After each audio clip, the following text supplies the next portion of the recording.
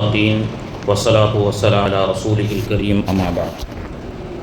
قال الله تبارك وتعالى في كلامه القديم وفي الفرقان المجيد: أعوذ بالله من الشيطان الرجيم بسم الله الرحمن الرحيم حتى إذا بلغ أشده وبلغ 40 سنة قال رب أوزعني أن أشكر نعمتك التي أنعمت علي وعلى والدي وأن أعمل صالحا ترضاه وأصلح لي في ذريتي.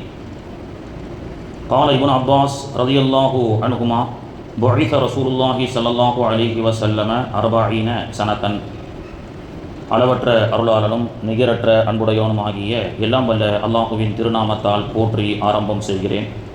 புனிதமிகு ரபியுல் அவ்வல் திங்கள் மாணவி அவர்களுடைய வாழ்வியல் வரலாறுகளை பற்றி பேசப்படக்கூடிய இந்த சிறப்பான சபையிலே இந்த சபையினுடைய பரக்கத்தை கொண்டு அமர்ந்திருக்கக்கூடிய நாம் அனைவர்களுக்கும் அல்லாஹ் வளமான வாழ்வை தந்து அருள் புரிவானாக.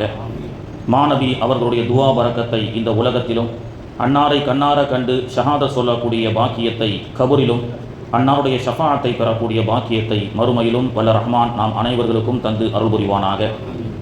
மக்காவிலே பிறந்தார்கள், எனவே மக்கா முக்கர்ரமாவாக மாறியது. மக்காவிலே மாணவி அவர்கள் பிறந்தார்கள், மக்கா முக்கர்ரமா என்று அழைக்கப்பட்டது. மக்கா முக்கர்ரமா என்றால் சங்கைக்குரிய மக்காவாக ஆகியது. மதீனாவிலே பெருமானார் அவர்கள் வாழ்ந்து கொண்டிருக்கின்றார்கள். வெறும் மதீனா மாநபி அவர்களுடைய வருகைக்கு பிறகு மதீனத்துல் முனவ்வரா, ஒளிமயமாக்கப்பட்ட மதீனா என்று அழைக்கப்பட்டது.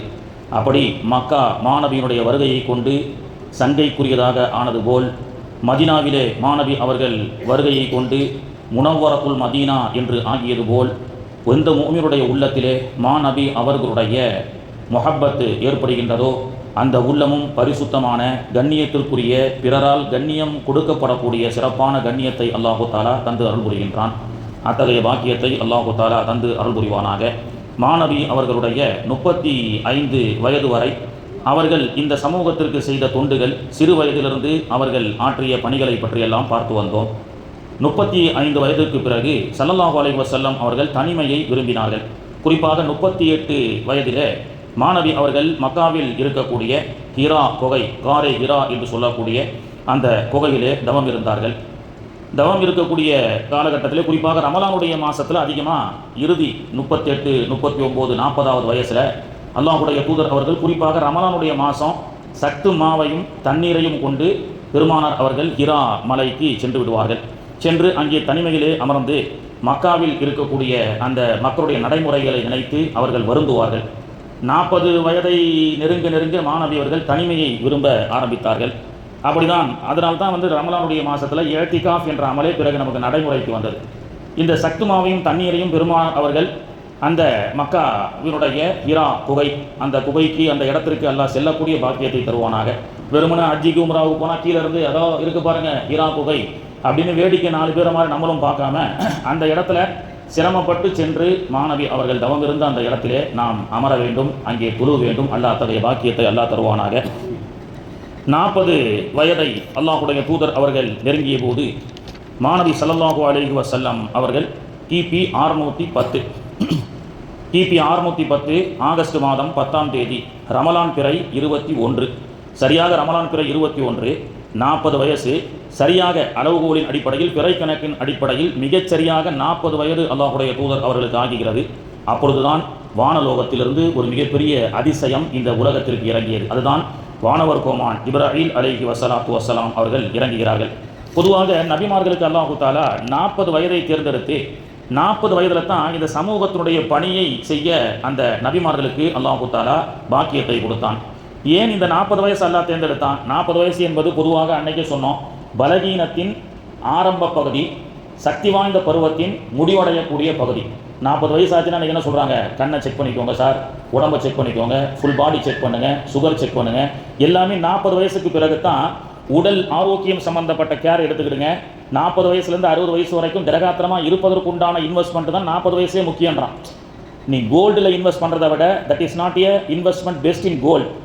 நீ 40 வயசு வரைக்கும் பொதுவாக வாழ்க்கையில் நாம் செய்யக்கூடிய இன்வெஸ்ட்மெண்ட்லேயே the gold is not a best investment. தங்கத்தில் போடக்கூடிய முதலீடு சிறந்த முதலீடு இல்லையா? நான் உலகம் சொல்லுகிறது, உலகம் இங்கிலீஷில் சொல்கிறாங்க. மாணவி அவர்களும் அப்படி தான் நமக்கு சொல்லிக் கொடுக்குறாங்க. Property is not a best investment. சொத்து பத்துக்களை வாங்கி போடுறது பெரிய இன்வெஸ்ட்மெண்ட் கிடையாது. லக்ஸரியான வாழ்க்கை, ஆடம்பரமான கார்களை வாங்குவது சிறப்பான முதலீடு அல்ல.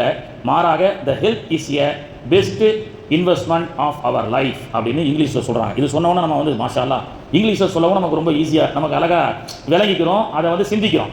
இதையே ரசூலுல்லாஹ்வும் சொன்னாங்க, நீங்கள் சொத்து செல்வத்தில் இன்வெஸ்ட்மெண்ட் பண்ணுறதை விட ஆரோக்கியத்தில் இன்வெஸ்ட்மெண்ட் பண்ணுங்கள். என்ன, காலையில் அதிகாலையில் வாக்கிங் போங்க, அது உங்களுக்கு நல்லதுன்னு மருத்துவர் சொல்கிறாரா, அதை செய்யுங்க.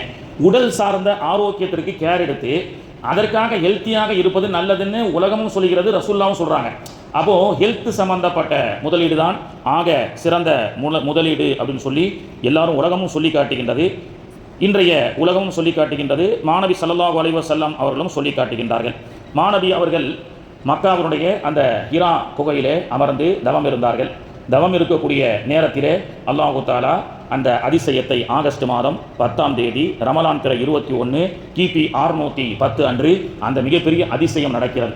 அல்லாஹு தஆலா பொதுவாக ஸல்லல்லாஹு அலைஹி வஸல்லம் அவர்களையும் அவர்களுடைய பார்வை என்பது ராஜாளி பார்வை அப்படின்னு சொல்லுவாங்க. ராஜாளி பார்வை, கழுகு பார்வைன்னு இன்றைக்கி நம்ம சொல்கிறோமா இல்லையா, கழுகு பார்வை. இந்த ராஜாளி கழுகு பார்வைக்கு உண்டான வித்தியாசம் என்ன தெரியுமா?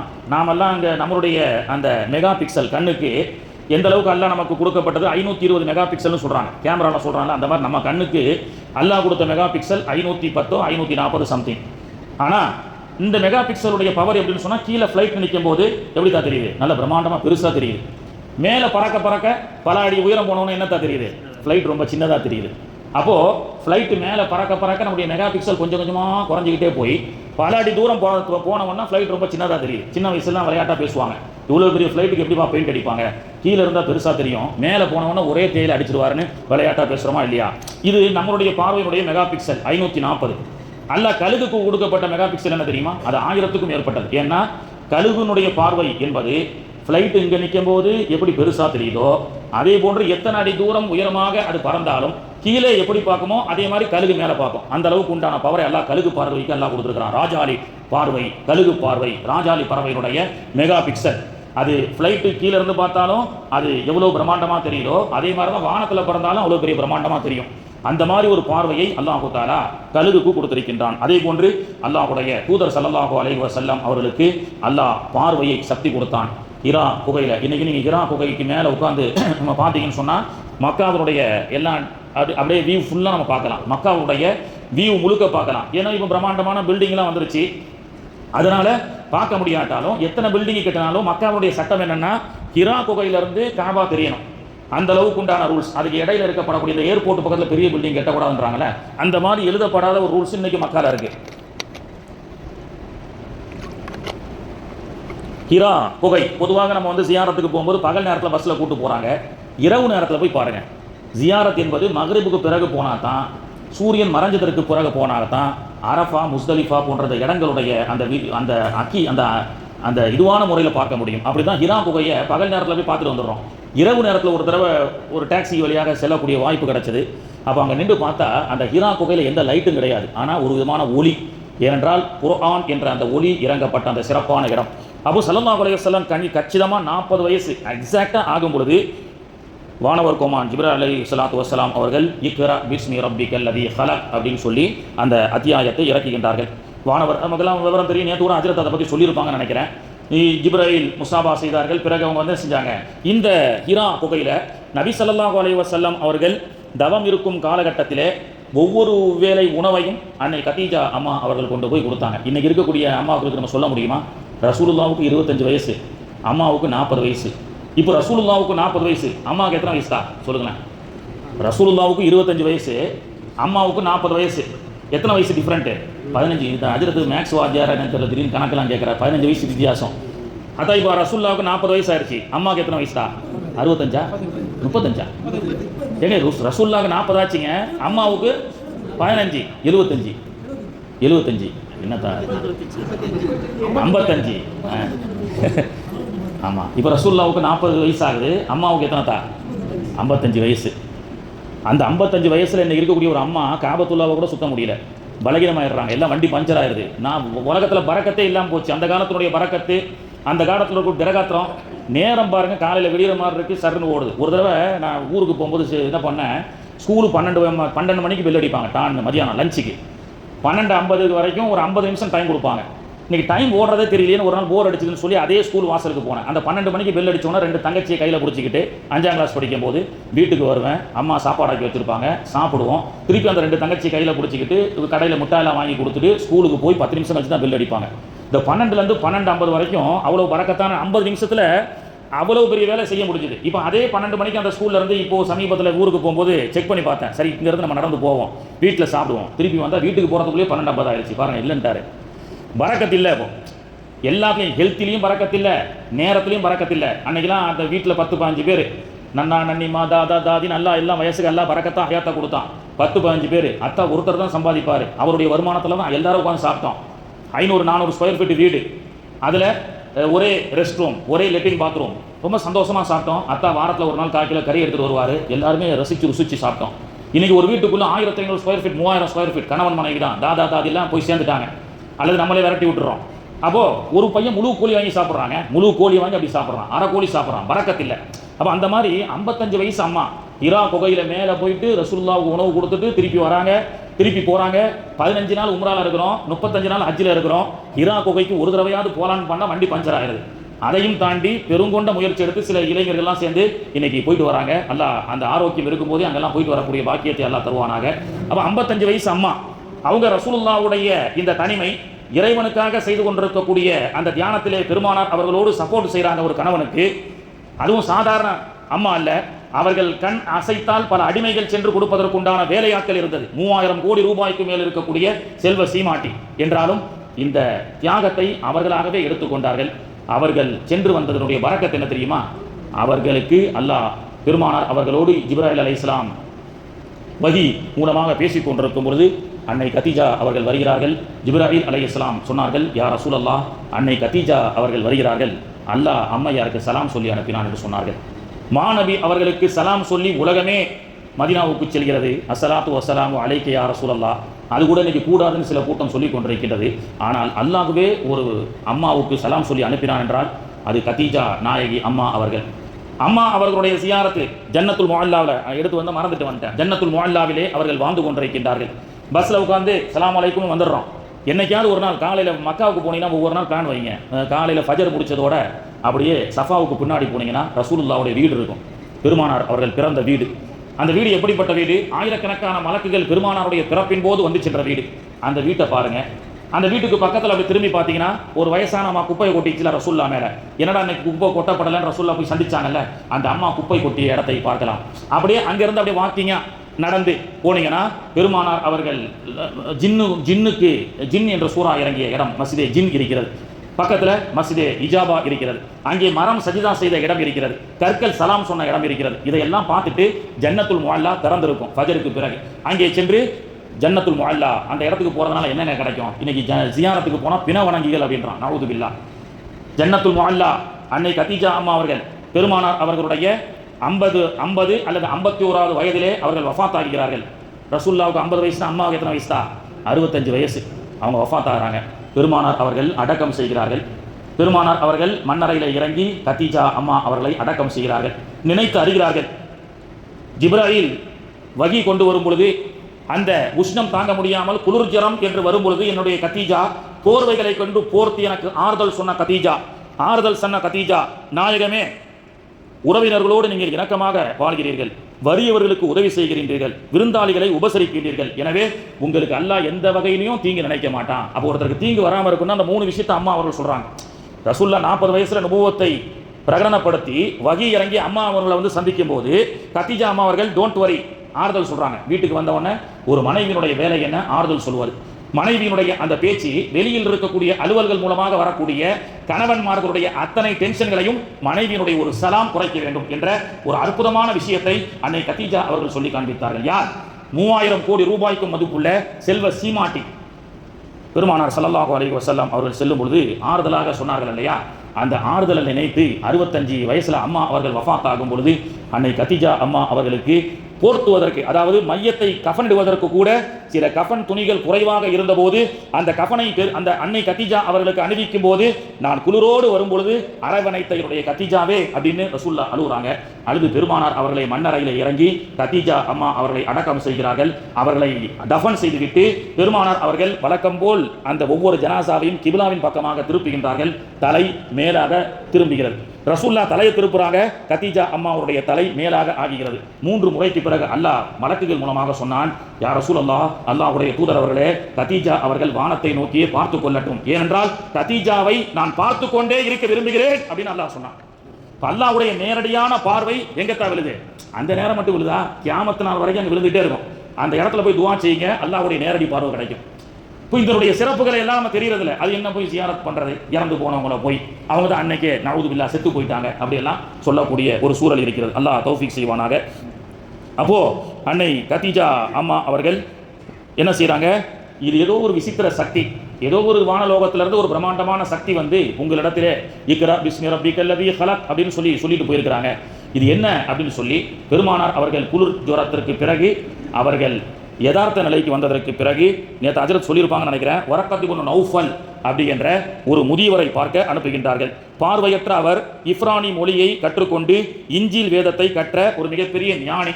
அவரிடத்துல அன்னை கதீஜா அவர்கள் ரசூலுல்லாவை கூட்டு போய் இந்த மாதிரி இந்த விசித்திரமான ஒரு சக்தி வந்து இந்த மாதிரி ஒரு வகியை இறக்கிட்டு போயிருக்கு, அது வகின்னா என்ன அப்படின்ற அளவுக்கு புரிந்து கொள்ளக்கூடிய அளவுக்கு இல்லாத போது வரக்கத் இப்னு நௌஃபல் சொன்னார், நீங்கள் சொல்வதை பார்த்தால் முந்தைய வேதத்திலே சொல்லப்பட்ட மூசா ஈசா அவர்களோடு வந்த ஜிப்ராயில் தான் உங்களிடத்தில் வந்து பேசியிருக்கின்றார் அப்படின்னு சொல்லி அந்த பெரியவர் கணித்து விட்டார். பிறகு மாணவி அவருக்கு தான் கண் பார்வை தெரியாது. அங்கு அடையாளத்தை பார்த்தவுடன், யா ரசூல் முகமதே, நீங்கள் ரொம்ப ஜாக்கிரதையா இருக்கணும், அல்லாஹ் எனக்கும் வயசாகி போச்சு பாருங்க, ரசூலுல்லாவை பார்க்கல, அவர் கண்ணு தெரியல, ஆனா ஒரு விஷயத்தை ஆசைப்பட்டார், நீங்க கூடிய சீக்கிரத்தில் மக்காவிலிருந்து துரத்தப்படுவீர்கள், மதினாவுக்கு செல்வீர்கள், அப்படி உங்களோடு மதினா வருவதற்குண்டான கால அவகாசம் எனக்கு இல்லையே, நான் கொஞ்ச நாள்ல மௌத்தா போக போறேனே அப்படின்றார்.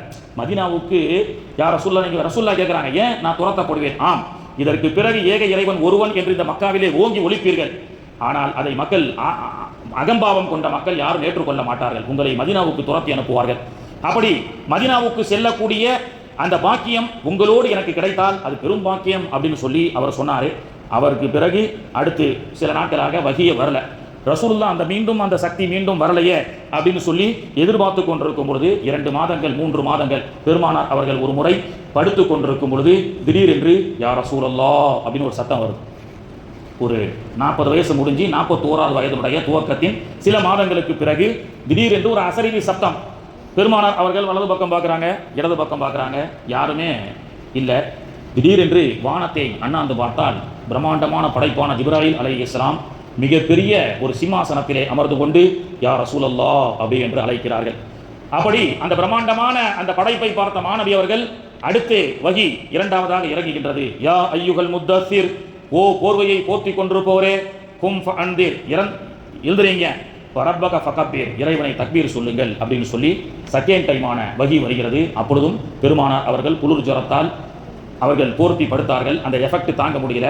அதற்குண்டான சக்தியை எந்த வயசு 40 வயசுக்கு பிறகு பலகீனத்தின் துவக்கம்னு சொல்றோமோ அந்த வயசுல தான் அல்லாஹ் தஆலா நபிகள் நாயகத்திற்கு சக்தியை மென்மேலும் கொடுத்து கொண்டிருக்கின்றான். பார்வையினுடைய சக்தி அதிகமாகிறது, உடலுடைய சக்தி, ஜிப்ராயிலோடு பேசக்கூடிய சக்தியை அல்லாஹ் தஆலா கொடுக்கின்றான். இதிலிருந்து துவங்கப்பட்ட வகிதான் சில நேரங்களிலே கனவாக வரும். ஆயிஷா ரலியல்லாஹு சொல்றாங்க, ரசூலுல்லாஹ் சொன்னதாக, எனக்கு ஜிப்ராயில் வருவதற்கு முன்பு கனவுகள் சில வரும்.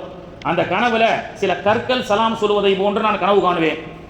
மக்காவினுடைய கற்கள் அஸ்ஸலாத்து வஸ்ஸலாமு அலைக்க யா ரசூலல்லாஹ் அப்படின்னு சொல்லும். அந்த கனவு எனக்கு ரொம்ப தெளிவா இருக்கும். சாதாரண மக்கள் சில நேரம் கனவு காணுவோம், பகல்ல எந்திரிச்சு அது என்ன நடந்ததுன்னே தெரியாது. ஆனால் அந்த மாதிரி ரசூலுல்லாஹ்வுடைய கனவு இல்லை, தெளிவாக இருந்தது. ஆயிஷாமா அவர்கள் சொல்லக்கூடிய ஹதீஸ் புகாரிலே இடம்பெறுகிறது. மறுநாள் காலையில் எந்த கற்கள் சலாம் சொன்னது அந்த வழியாக ரசூலுல்லாஹ் போனால் அந்த கற்கள் பெருமானார் அவர்களுக்கு சலாம் சொல்லும். இப்போ அல்லாஹ் என்ன செஞ்சிட்டான்? அங்கீகாரம் கொடுத்துட்டான். சமூகத்திலே சென்று ஏக இறைவன் ஒருவன் என்ற இந்த இஸ்லாமிய மார்க்க பிரச்சாரத்தை செய்யுங்க அப்படின்னு சொல்லி அல்லாஹ் தஆலா அனுமதி கொடுத்ததற்கு பிறகு மாணவி அவர்களுடைய 41 42வது வயசுல அன்னை கதீஜா இஸ்லாத்தை ஏற்றுக்கொள்கின்றார்கள். ஸைத் இப்னு ஹாரிஸா பெருமானாருடைய அடிமை இஸ்லாத்தை ஏற்றுக்கொள்கின்றார்கள். பெருமானாருடைய அரவணைப்பில் இருந்த அலி ரலியல்லாஹு அன்ஹு, அபூபக்கர் சித்திக் ரலியல்லாஹு அன்ஹு, உஸ்மான் இப்னு அஃபான் ரலியல்லாஹு அன்ஹு, அப்துர் ரஹ்மான் பின் அவுஃப் ரலியல்லாஹு அன்ஹு, சஅத் இப்னு அபி வக்காஸ் ரலியல்லாஹு அன்ஹு, தல்ஹத் இப்னு உபைதா போன்ற இத்தனை சஹாபாக்கள், ஆண் சஹாபாக்கள் மட்டும் ரசூலுல்லாஹ்வுடைய 42 வயசுல 45 பேர் இஸ்லாத்தை ஏற்றுக்கொள்கிறார்கள். ஆரம்ப காலத்தில் இஸ்லாத்தை வெளிப்படுத்துவதற்கு குஃபார்கள் விடவில்லை. பலவிதமான எதிர்ப்புகள் வந்தது. எத்தனை, அதை தான் நாகுரனிஃபா படிப்பார், எத்தனை கொல்லைகள் என்னென்ன துன்பங்கள் பத்தரை மாத்து தங்கம் பயகம்பர் வாழ்வில். அப்பொழுதுதான் மிகப்பெரிய எதிர்ப்புகள் நபிகள் நாயகத்திற்கு வந்தது. முதல்ல குடும்பம் சார்ந்த நண்பர்களுக்கு தாவா இஸ்லாமத்தை சொன்னார்கள். பிறகு நண்பர் வட்டாரத்துக்கு இஸ்லாத்தை சொன்னார்கள். நெருக்கமான நண்பர்களுக்கெல்லாம் இஸ்லாத்தை சொன்னார்கள். அதன் அடிப்படையில் தான் 45 பேர் ரசூலுல்லாஹ்வுடைய 42 வயசுல எத்தனை பேர் தான் 45 பேர் இஸ்லாத்தை ஏற்றுக்கொண்டார்கள். பிறகு அல்லாஹு தாலா இஸ்லாத்தை பகிரங்கப்படுத்துங்கன்னு 43 வயசுல என்ன செய்யறான், நீங்க ஏக இறைவன் ஒருவன் அப்படின்னு சொல்லுங்கன்னு சொல்லி அவருடைய பிரச்சாரத்தை தொடங்கினார்கள். தொடங்கிய ஆரம்ப காலத்திலிருந்து மிகப்பெரிய இன்னல்கள் கஷ்டங்கள் அடுத்தடுத்த நாட்களிலே நாம் இன்ஷா அல்லாஹ் அதனுடைய வரலாறுகளை பற்றி பார்ப்போம். இப்படி பெருமானார் அவர்கள் ஆரம்ப காலத்தில் அவர்கள் இந்த மார்க்க பிரச்சாரத்தை துவங்கும் பொழுது பலவிதமான இன்னல்கள். பெருமானார் அவர்கள் தொழுது கொண்டிருக்கும் பொழுது ஒட்டக குடலை போடுவார்கள். அது மட்டுமல்லாமல் குஃபார்கள் முதல்ல ரசூலுல்லாஹ் கை வைக்கல. யாரெல்லாம் அடிமையாக இருக்கிறானோ, அடித்தா அவனை கேள்வி கேட்காம இருக்கிறானோ, அந்த அடிமைகளில் யாரெல்லாம் இஸ்லாத்தை ஏற்றுக்கொள்கிறார்களோ எல்லாத்தையும் எந்த அளவுக்கு துன்புறுத்த முடியுமோ அந்த அளவுக்கு துன்புறுத்துன்னு சொல்லி ஓனர்களுக்கெல்லாம் சொல்லிட்டாங்க. பிலால் ரலியல்லாஹு அன்ஹு அவர்கள், பெருமானார் அவர்கள் இந்த பிரச்சாரத்தை 43 வயசுல ஏக இறைவன் ஒருவன் தான் இஸ்லாத்துடைய கொள்கையை சொல்லுங்கன்னு சொல்லும்போது மக்காவில் பிஸியாக இருக்கக்கூடிய அந்த பஜாரில் வந்து பெருமானார் அவர்கள் யா ஐயுஹன்னாஸ், ஓ மகா ஜனங்களே, கூலு லா இலாஹ இல்லல்லாஹ், ஏக இறைவன் ஒருவன் தான். இஸ்லாத்தை பொறுத்தவரை பணக்காரன் ஏழை ஜாதி கோத்திரம் எல்லாம் வித்தியாசம் இல்லை என்று பெருமானார் அவர்கள் பேசிக் கொண்டிருக்கின்றார்கள். எல்லாரும் அவங்க வேலையை பார்க்குறாங்க. சில பேர் ரசூலுல்லாஹ்வுடைய பயானை கேட்குறாங்க. அதிலே ஹபஷி பிலால் கோணியை மட்டும் ஒரு கோணியை மட்டும் தொப்புள் மேலே விடுத்து கொண்டு வெறும் உடம்போடு பிலால் அவர்கள் என்ன செய்கிறாங்க, அந்த ஒட்டகத்தை எல்லாம் தன்னுடைய எஜமானுடைய ஒட்டகத்தை எல்லாம் அந்த பஜாரில் கெட்டிக்கிட்டே இருந்து பெருமானார் அவர்கள் சொன்ன விஷயத்தை கேட்குறாங்க. பெருமானார் அவர்கள் சொன்ன விஷயத்தில் பிலால் அவர்களுக்கு பிடிச்சது கருப்பர்கள் வெள்ளையர்கள் என்ற வித்தியாசம் இல்லை, குலம் கோத்திரம் என்ற வித்தியாசம் இல்லை என்று இந்த வார்த்தை பிலால் அவர்களுக்கு மனசில் ஒரு விதமான தாக்கத்தை ஏற்படுத்தியது. ஹபஷி பிலால் இதுவரை யாரும் கை கொடுத்ததில்லை, ஹபஷி பிலால் இதுவரை யாரும் பார்த்து என்னுடைய முதுகை தொட்டதில்லை, என்னுடைய கரங்கள் எல்லாம் சாணம் அள்ளக்கூடிய கலங்களாக, நான் ஒரு அடிமையாக ஆடு மாடுகளை ஒட்டகங்களை மேய்க்கக்கூடிய ஒரு மோசமான அடிமைகளாக, மூன்றாம் தர குடிமக்களாக, நம்முடைய பாஷையில் சொன்னா பட்டியல் இனத்தை சார்ந்த எஸ்சின்னு சொல்றாங்கல்ல, அந்த அளவை விட ரொம்ப மோசமாக பார்க்கப்பட்ட இனத்தை சார்ந்தவர்களாக இருந்த பிலால் அவருடைய உள்ளத்திலே தொட்டது. வேகமாக சாயங்காலம், ஏன்னா ரசூலுல்லாஹ்வுடைய பயானை போய் கேட்க முடியாது, அங்கதான் ரசூலுல்லாஹ் நிற்கிறாங்க, பார்க்க முடியாது பயான், ஏன்னா எஜமான் நம்மை கொடுமைப்படுத்துவான். எல்லா ஒட்டகத்தையும் அடைச்சிட்டு மகரிபு நேரத்தில் ஓடோடி நபிகள் நாயகம் இன்றைய பெருமானாருடைய வீட்டுக்கு நம்ம போனால் தெரியும் இன்ஷா அல்லாஹ். அவர்கள் எல்லாம் கால்பட்ட அந்த சிறப்பான இடம், அங்கெல்லாம் போய் பார்க்கணும். நிறைய ஆஜிகள் அதெல்லாம் தெரிஞ்சுக்கிறது இல்லை. ஒரு தடவை வாங்கங்க ரசூலுல்லாஹ்வுடைய வீட்டை பார்க்கலான்னு சொல்லி ஆஜிகளுக்கு சொன்னால் ஒருத்தர் கூட வரலங்க ரசூலுல்லாஹ்வுடைய வீட்டை பார்க்கறதுக்கு. நாங்கள் தவாஃப் செய்யணும், உம்ரா செய்யணும், தவாஃப் செய்யணும், கூலிக்கு மாரடிக்காதீங்க, போய் அங்கே ஹிஸ்டோரிக்கலான எல்லா விதமான இடத்தை பாருங்கன்னு நம்ம எவ்வளோ ஆஜிகளுக்கு சொல்கிறோம். அப்போது பிலால் ரலியல்லாஹு அன்ஹு ஒரு நாள் மகரிபுடைய நேரத்தில் எல்லா ஒட்டகத்தையும் அடைச்சிட்டு எஜமான் கிட்ட கொஞ்சம் பர்மிஷன் கொடுங்க ஒரு 10 நிமிஷம் அப்படின்னு சொல்லி நேராக ரசூலுல்லாஹ்வுடைய வீட்டுக்கு வந்து ரசூலுல்லாஹ்வை சந்திக்கிறார். சந்திச்சு பெருமானார் அவர்கள் உள்ளே யாரது என்று பார்த்தால் நான் தான் ஹபஷி பிலால். பெருமானார் அவர்கள் வாங்க பிலால் அப்படின்னு சொல்லி பிலால் ரலியல்லாஹுடைய கரங்களை பிடித்து பிலால் ரலியல்லாஹு உழைக்கும் கரத்தை பெருமானார் அவர்கள் முத்தமிட்டார்கள், கட்டி தழுவி அழைத்தார்கள். பிலால் சொன்னார், இந்த கருப்பு இனத்தை சார்ந்த பிலாலை இதுவரை யாரும் கை கொடுத்ததில்லை, இந்த பிலாலை யாரும் கட்டி அணைத்ததில்லை என்று சொல்லும் பொழுது அல்லாஹ் உங்களை கைவிட மாட்டான் என்று பெருமானார் அவர்கள் பிலால் அவர்களை அரவணைத்த வரலாறு, பிலால் அவருடைய உள்ளத்தை அல்லாஹ் மாற்றச் செய்தான். இப்படியாக கொஞ்சம் கொஞ்சமாக மக்கள் பெருமானாருடைய அந்த சிறப்பான இஸ்லாமிய மார்க்கத்தை தழுவினார்கள். நிறைய பேர் அத்தாட்சிகளை கேட்டார்கள். அபூ ஜஹல் கல்லை கொண்டு வந்து கையில் வச்சுட்டு, ஏதோ வானலோகத்தில் அல்லாஹ் இருக்கிறான் சொர்க்கம் இருக்குன்றீங்களே, அதெல்லாம் விட்டுருங்க, என் கையில் என்ன இருக்குன்னு ஒன்றால் சொல்ல முடியுமா முஹம்மதே என்று கேட்டான்.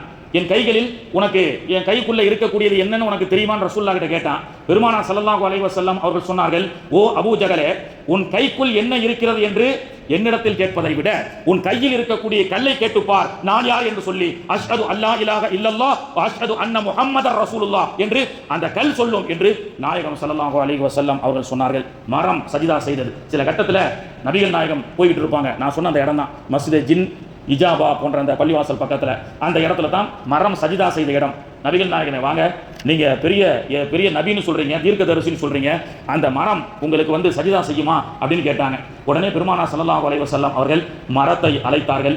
மரம் சஜிதா செய்தது. வல் வஹ்ஷு வல் அஸ்ஜாரு கத் சஜதத் லஹு வ அலைஹி கத் அல்லம்னா பஅத தஷஹுதி. யா ரசூலல்லாஹ், உங்களுக்கு கற்களும் மரங்களும் சஜிதா செய்வதை நாங்கள் பார்த்தோம் என்று சொல்லப்பட்டது. பெருமானார் அவர்களுக்கு கற்கள் சலாம் சொன்னது, மரம் சஜிதா செய்தது. பிறகு பெருமானார் அவர்களிடத்திலே காஃபிர்கள் எல்லாம் ஒன்று சேர்ந்து என்ன சொன்னாங்க, காஃபிர்கள் காஃபிர்கள் எல்லாம், யா ரசூலல்லாஹ், அல்லாஹ்வுடைய தூதர், நீங்கள் உண்மையாக தூதராக இருந்தால் நீங்க எங்களுக்கு ஒரு அதிசயத்தை செய்து காட்ட வேண்டும். என்ன அதிசயம்? இதா தொலாபல் குஃபாருல் மக்கா, புகாரிலே இடம்பெற்றிருக்கக்கூடிய ஹதீஸ். 43 வயசு 44 வயசுல ரசூலுல்லாஹ்வுடைய நடைபெற்ற அந்த சம்பவம். மக்காவில் காஃபிர்கள் எல்லாம் சேர்ந்து பெருமானாரிடத்துல என்ன சொன்னாங்க? ஃபன் ஷக்கல் கமரு ஃபலக்தைன், இந்த சந்திரன், முழு சந்திரன், துல்ஹஜ்ஜினுடைய மாதம் 15வது பௌர்ணமி இரவு, பெருமானார் அவர்கள் இடத்துல குஃபார்கள் எல்லாம் அந்த இரவு என்ன செய்கிறாங்க? ஃபன் ஷக்கல் கமரு ஃபலக்தைன், நீங்கள் உண்மையான தீர்க்கதரிசியாக இருந்தால் இந்த சந்திரனை உங்களால் ரெண்டால் பிளக்க முடியுமா? ரெண்டா பிளக்க முடியுமா? உடைக்க முடியுமா அப்படின்னு கேட்குறாங்க. பெருமானார் அவர்கள் பெருமானார் அவர்கள் கைகளை கொண்டு அந்த சந்திரனை இஷாரா செய்தார்கள். சந்திரன் ஹிரா குகை, இந்த ஹிரா குகைக்கு கீழே இந்த சம்பவம் நடக்குது. குஃபார்கள் எல்லாம், மக்கத்து குஃபார்கள் எல்லாம் ரசூலுல்லாஹ் இடத்துல ப்ரூஃப் செய்ய சொல்றாங்க. நீங்க இந்த முழு சந்திரனை, துல்ஹஜ் மாதத்தினுடைய பௌர்ணமி நிலவு, முழு நிலவை இரண்டாக உடைக்க முடியுமா அப்படின்னு சவால் விடும்பொழுது பெருமானார் அவர்கள் துவாலாம் ஒன்றும் ஓதலை. நம்ம ஓதுனாலே ஒன்றும் ஆக மாட்டேங்குது, சரியா? ஆனால் நாய் வரும்போது குலைக்குதுங்க, அதுக்கு ஒரு துவா இருக்குது. ஃபமா ஹீலில் காஃபிரின் அம் ஹிலுகும் ஒரு வயதானு இந்த ஆயத்தை ஓதுனா நாய் குலைக்கிறது நிற்கணும். நானும் எத்தனையோ தடவை ஓதி பார்க்குறேன், அது வாயை மூட முடியல. அந்த அளவுக்கு நமக்குண்டான பவர், ஓதுனாலும் பவர் நடக்க மாட்டேங்குது. ஆனால் ரசூலுல்லாஹி ஸல்லல்லாஹு அலைஹி வஸல்லம் கைகளை கொண்டு இஷாரா செய்தார்கள். சந்திரன் ரெண்டாக பிளந்தது. மறுநாள் அல்லாஹ் குர்ஆன்ல ஆயத்தை இறக்குறான். இக்தரபத்தி ஸாஅத்து வன் ஷக்கல் கமர், சந்திரன் இரண்டாக பிளந்து விட்டது அல்லவா, கியாமத் நாள் நெருங்கி விட்டது, சந்திரன் இரண்டாக பிளந்து விட்டது. ஒரு சாதாரணமாக பாருங்களேன், இந்த ஹதீஸை பேசும்போது, இந்த ஹதீஸை வாசிக்கும் போது எங்கள் ஹஜ்ரத் என்ன செய்வாங்கன்னா, இந்த ஹதீஸை சொல்லிட்டு இருக்கிறாங்க, சந்திரனை இரண்டாக பிளக்க காஃபிர்கள் கேட்டார்கள். இந்த ஹதீஸை வாசிக்கும் போது ஒரு பையன் அப்படி ஹஜ்ரத் அவங்க அப்படின்னா என்ன அர்த்தம்?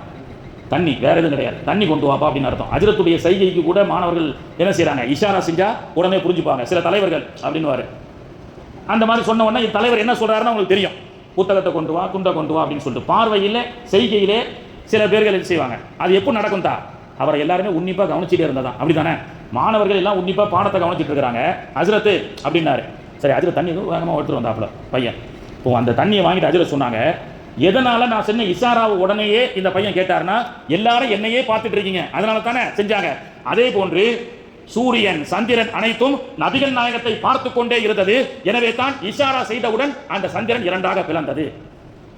அதனால தான் அந்த ஷம்சுன் அந்த பதுருன் அந்த நூருன் ஃபௌக நூரி, யா ரசூலல்லாஹ், நீங்கள் தான் சூரியன், நீங்கள் தான் சந்திரன்.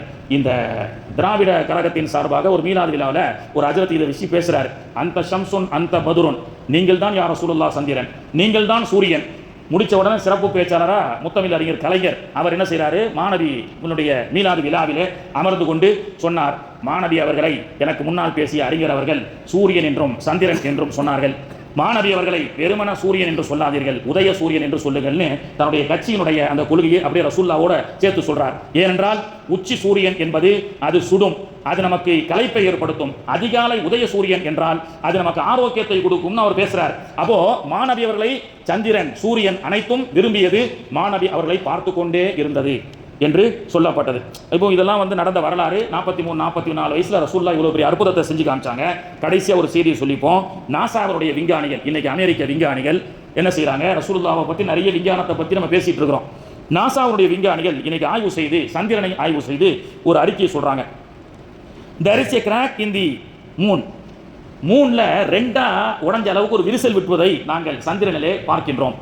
a sign moon split in two.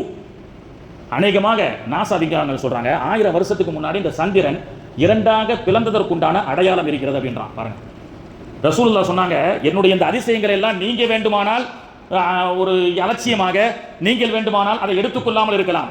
காலங்கள் செல்ல செல்ல என்னுடைய ஒவ்வொரு வாழ்வியலும் அதிசயமும் காலம் அதனுடைய சாதனையை பற்றி பேசும்னு ரசூலுல்லாஹ் சொன்னாங்க அரஃபாவில். என்னுடைய ஹதீஸை நீங்கள் புரிந்து கொள்வதை விட காலங்கள் கடக்க கடக்க அந்த ஹதீஸுடைய விவரங்களை மக்கள் உங்களை விட அதிகமாக புரிந்து கொள்வார்கள். அதனுடைய புரிதல் தான் நாசாவினுடைய விஞ்ஞானிகள் மாணவி அவர்கள் செய்த அந்த சாதனையை அவர்கள் பார்க்கவில்லை. ஆனால் சந்திரன் இரண்டாக பிளந்திருக்கிறது, பிளந்து மீண்டும் ஒட்டப்பட்டிருக்கிறது, அதனுடைய கிராக்கை நாங்கள் பார்க்கின்றோம் என்று இன்றைக்கு கண்டுபிடிக்கப்பட்டது. அப்படிப்பட்ட மாணவி அவர்களுடைய அந்த சிறப்பான முஅஜிஸத்துகளை நாம் அதிகமாக பேண வேண்டும். மாணவி அவர்கள் மீது அஸ்ஸலாத்து வஸ்ஸலாமு அலைக்க யா ரசூலல்லாஹ். மதீனாவிலிருந்து நான் குபைப் என்ற இடத்தில் இருந்தேன், 400 கிலோமீட்டர். இன்னைக்கு மன்தக்கத்துல் கசீம் அப்படின்னு சொல்லுவாங்க. கொடுத்துருக்கு. மந்தக்கத்துல் கசீம் அப்படின்னு சொல்லுவாங்க. அந்த இடத்துல குபைப் ரலியல்லாஹு அன்ஹு அவர்கள் தூக்கு மேடையில் ஏற்றப்பட்டார்கள். மாணவி அவர்களை யாரெல்லாம் ஏற்றுக்கொண்டார்களோ அவர்களுக்கு கடும் சித்திரவதை கொடுத்தார்கள் அல்லவா காஃபிர்கள். அப்படி கடும் சித்திரவதை கொடுக்கப்பட்டவர்கள குபைப் ரலியல்லாஹு அன்ஹு அவர்களும் ஒருவர்கள். மக்காவிலிருந்து அல் கசீம் என்பது 450 கிலோமீட்டர். அங்கே இவர்கள் இஸ்லாத்தை ஏற்றுக்கொண்ட காரணத்தினால் தூக்கு மேடையில் ஏற்றப்பட்டார்கள். தூக்கில் ஏற்றப்பட்ட போது குபைப் ரலியல்லாஹு இடத்திலே அவர்கள் அழ ஆரம்பித்தார்கள். ஏன் அழுகிறீர்கள், உயிர் பயம் வந்துவிட்டதா என்று கேட்டார்கள். குபைப் ரலியல்லாஹு சொன்னாங்க, இறந்து போகக்கூடிய என்னுடைய கடைசி நேரத்திலே மாணவி அவர்களுக்கு என்னுடைய சலாத்தை தெரிவிக்க இங்கே யாரும் முஸ்லிம்களே இல்லையே என்று சொன்னார்கள். 450 கிலோமீட்டருக்கு அப்பால் மக்காவில் வாழ்ந்து கொண்டிருக்கக்கூடிய மாணவிக்கு இந்த குபைப் இறுதியாக சலாத்தை சொல்லி அனுப்புவதற்கு ஆள் இல்லையே என்று சொன்னார்கள். அல்லாஹு தஆலா வீடியோ கான்ஃபரன்ஸ் இல்லாத அந்த காலகட்டத்தில், சேட்டலைட் இல்லாத அந்த காலகட்டத்தில் அண்ட சராசரங்களை எல்லாம் திறந்து 450 கிலோமீட்டருக்கு அப்பால் குபைப் அவர்கள் தூக்கு மேடையில் ஏற்றப்படும் போது அஸ்ஸலாத்து வஸ்ஸலாமு அலைக யா ரசூலல்லாஹ் அஷ்ஹது அல்லா இலாஹ இல்லல்லாஹ் அஷ்ஹது அன்ன முஹம்மதர் ரசூலுல்லாஹ் என்று சொல்லும்போது மாணவி அவர்கள் மக்காவில் இருந்து வ அலைக்கும் சலாம் யா குபைப் என்று சொன்னார்கள். வ அலைக்கும் சலாம் யா குபைப் என்று சொன்னார்கள். 450 கிலோமீட்டருக்கு அப்பால் இருக்கக்கூடிய குபைபுக்கு நடந்த அந்த நிகழ்வை அல்லாஹ் நேரடியாக நபிகள் நாயகத்திற்கு அல்லாஹ் காட்டுகின்றான். இறந்து போகும்போது கூட மனைவியை பார்க்க வேண்டும் என்றோ மனைவி பிள்ளைகளை பார்க்க வேண்டும் என்று ஆசைப்படவில்லை. மாணவி அவர்களுக்கு அஸ்ஸலாத்து வஸ்ஸலாமு அலைக யா ரசூலல்லாஹ் என்று சலாம் சொல்ல விரும்பினார்கள். அந்த சலாத்தை அல்லாஹ் எத்தி வைத்தான் மாணவி அவர்களுக்கு. அது அன்று மட்டும் அந்த சக்தி அல்ல, உலகத்தில் எந்த திசையில் இருந்தாலும் அஸ்ஸலாத்து வஸ்ஸலாமு அலைக யா ரசூலல்லாஹ் என்றால் மதீனாவில் வாழ்ந்து கொண்டிருக்கக்கூடிய மாணவி அவர்களுக்கு இன்னாருடைய இன்னார் உங்களுக்கு சலாம் சொன்னார்கள் என்று அல்லாஹ் எத்தி வைக்கின்றான். மாணவி அவருடைய தர்பாருக்கு சென்று மதீனா முனவ்வராவிலே நின்று நேருக்கு நேர் மாணவி அவருடைய தர்பாரிலே நின்று அஸ்ஸலாத்து வஸ்ஸலாமு அலைக யா ரசூலல்லாஹ் என்று சொல்லி ஆனந்த பரவசம் அடையக்கூடிய பாக்கியத்தை அல்லாஹ் நமக்கும் நம்முடைய குடும்பத்தார்களுக்கும் தந்து அருள் புரிவானாக. பள்ளிவாசலிலே உட்கார்ந்து யா நபி சலாம் அலைக்கும், யா ரசூல் சலாம் அலைக்கும் என்று மௌலூதுகளிலே மாணவி அவர்களுக்கு சலாம் சொன்னால் அதை கேலி செய்து சிரிக்கக்கூடிய ஒரு கூட்டம் இன்னைக்கு இருந்து கொண்டிருக்கிறது. என்ன, இந்த பள்ளிவாசல் இருந்து ரசூலுல்லாஹ்வுக்கு சலாம் சொன்னா அங்க எப்படி போய் சேரும் என்று மார்க்கத்துடைய அடிப்படை ஞானம் கூட இல்லாமல் ஏகத்துவம் என்ற அடிப்படையிலே இன்னைக்கு வியாக்கியானம் பேசிக் கொண்டிருக்கக்கூடிய இவர்களுக்கு இது போன்ற ஆன்மீக ரகசியங்கள் இவர்கள் உணர முடியாது என்பதை தெரிந்து கொண்டு எப்பொழுதுமே மாணவி அவர்களுக்கு நாம் சலாம் சொல்லுவோம். அத்தகைய வாக்கியத்தை அல்லாஹு தஆலா நாம் அனைவர்களுக்கும் தந்து அருள் புரிவானாக. இன்றைய தபுருக் என்பது நம்முடைய சிட்டி லைட் ஹாஜி அண்ணன் அவர்களும் குடை பிரியாணி பேர் தெரியல, ரெண்டுமே அவங்களுடைய பிராண்டு தான் தெரியுது. அண்ணன் சிட்டி லைட் அவர்களுடைய அண்ணன் அவர்களுடைய தபுருக் குடை பிரியாணி நம்முடைய சையத் பாய் அவருடைய மருமக பிள்ளையுடைய அண்ணன் எதிரில் குடை பிரியாணி வச்சிருப்பாங்க, அவங்களுடைய தபுருக்காக இருக்கிறது. வழங்கிய அவர்களுக்கும் வாங்கிய நமக்கும் அல்லாஹ் வளமான வாழ்வை அல்லாஹு தஆலா தந்து அருள் புரிவானாக. என்னத்தா ஆமீன் சொல்லாம இன்னைக்கு ஆமீன் சொல்றதும் ரொம்ப சிரமமா இருக்கு, ரசூலுல்லாஹ் மேல ஸலவாத் சொல்றதுக்கும் கஷ்டமா இருக்கு, மௌலூத் ஓதுறதுக்கும் இன்னைக்கு கஷ்டமா இருக்கு. அல்லாஹ் பாதுகாக்க வேண்டும். சுப்ஹானல்லாஹி வ பிஹம்திஹி சுப்ஹானக்கல்லாஹும்ம வ பிஹம்திக அஷ்ஹது அல்லா இலாஹா இல்லா அன்த அஸ்தக்ஃபிருக வ அத்தூபு